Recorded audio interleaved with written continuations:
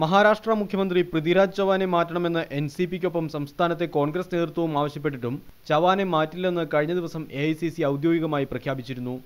എന്നാൽ ഇത് എഐസിസിയുടെ സമ്മർദ്ദതന്ത്രമാണെന്നാണ് കോൺഗ്രസ് നേതൃത്വത്തിൽ നിന്ന് ലഭിക്കുന്ന സൂചന. പൃഥ്വിരാജ് ചവാനെ മുന്നിൽ നിർത്തി തെരഞ്ഞെടുപ്പ് നേരിട്ടാൽ മഹാരാഷ്ട്രയിൽ നിലം തൊടില്ലെന്ന് എഐസിസി നേതൃത്വത്തിനും വ്യക്തമായി അറിയാം.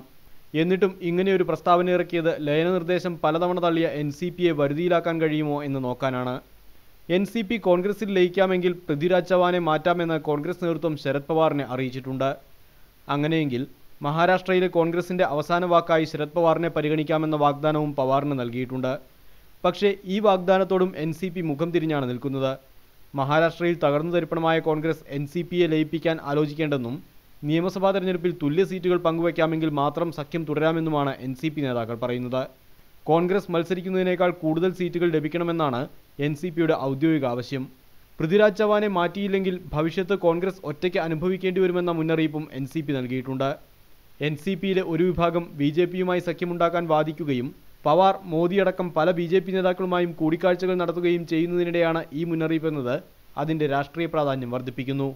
T K Harish, media 1, Delhi.